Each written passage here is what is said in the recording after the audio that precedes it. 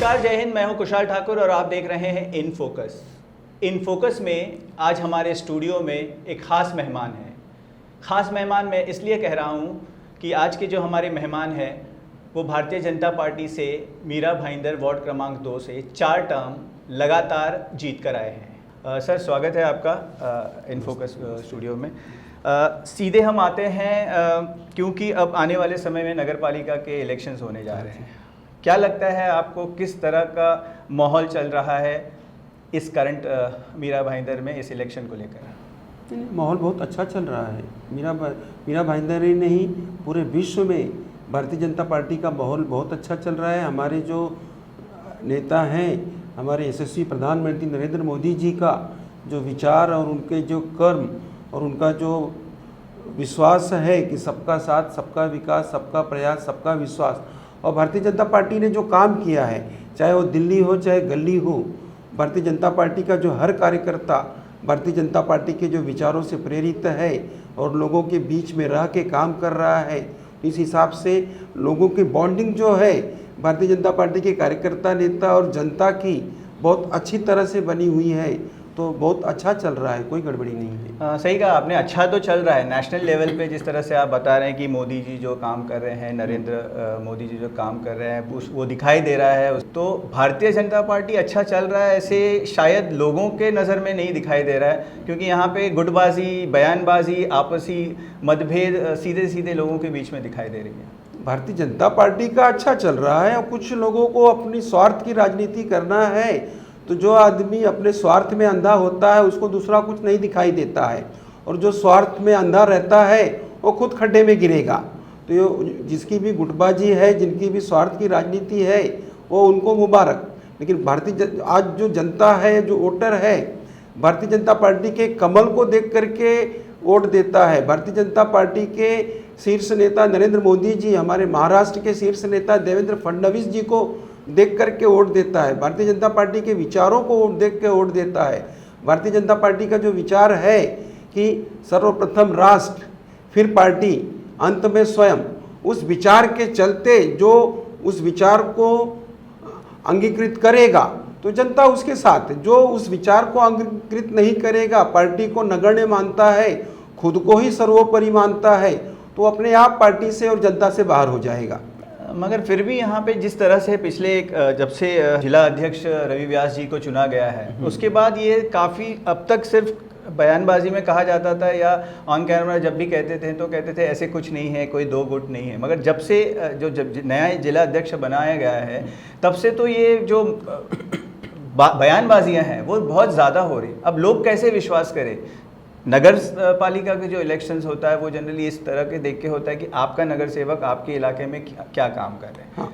ये बात पे होता है। मगर जिस तरह से आज चल रहा है, खासकर बीजेपी पार्टी में, मीरा रोड को अगर मैं कहूँ, मीरा भाईंदर को अगर मैं कहूँ, तो ये तो मतलब हर दूसरे या तीसरे दिन कुछ ना एक दूसरे पर आरोप प्रत्यारोप। तो जनता तो कंफ्यूज है कि अब हम सिलेक्ट करें तो किसे करें। तो कहीं ना कहीं इसका खामियाजा आपको आने वाले चुनाव में भुगतना पड़ेगा। पिछले चुनाव में भारतीय जनता पार्टी को 61 सीटें मिली थी, तो लोगों ने भारतीय जनता पार्टी को देख करके वोट दिया था।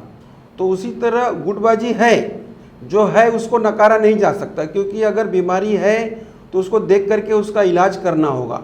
बीमारी को अगर हम नज़रअंदाज करके चलेंगे तो बीमारी बढ़ जाती है।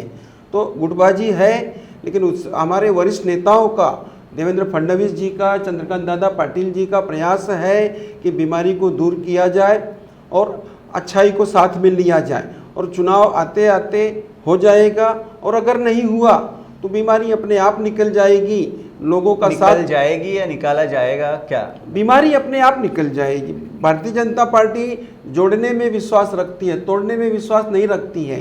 तो जो भारतीय जनता पार्टी के अनुरूप नहीं रह पाएगा वो खुद चला जाएगा। और जनता भारतीय जनता पार्टी के साथ है, व्यक्ति विशेष के साथ नहीं है। तो भारतीय जनता पार्टी का एक काम यहाँ बड़ा अच्छा चल रही है और जनता भारतीय जनता पार्टी का साथ देगी।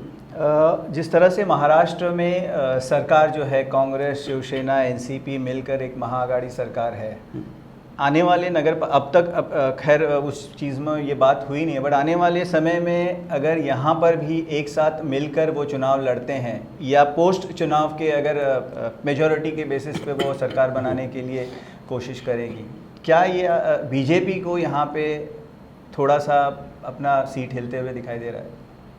जैसा आपने कहा कि महाराष्ट्र में 3 पार्टियों का गठन हुआ है, मतलब संगठन बना हुआ है, लेकिन आपने देखा होगा कि जब से तीनों पार्टियां एक साथ मिली हैं, तीनों पार्टियों का ग्राफ कम हुआ है, तीनों पार्टियां माइनस हुई हैं।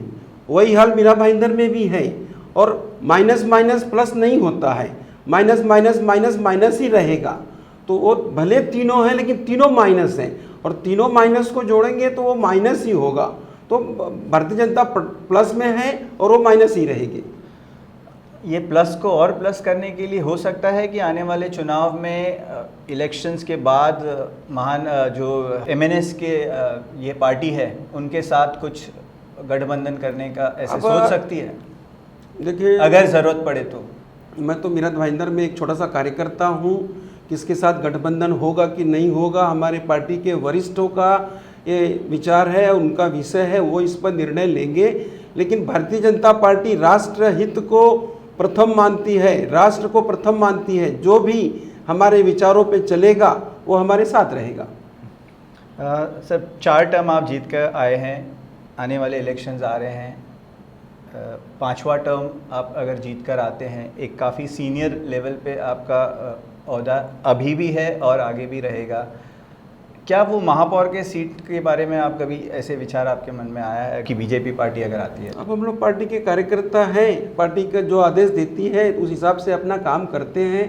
तो मैं भी लोगों के हित के लिए पार्टी के निर्देश पर अपना काम कर रहा हूं, और पार्टी जो आदेश देगी, जो निर्देश देगी, पार्टी का आदेश ही सर्वोपरि है, और पार्टी का जो भी निर्णय रहेगा वो हमेशा स्वीकार रहेगा। चलिए मदन सिंह जी, बहुत बहुत धन्यवाद, आप हमारे स्टूडियो में आए हैं। बहुत बहुत धन्यवाद सर। Thank you.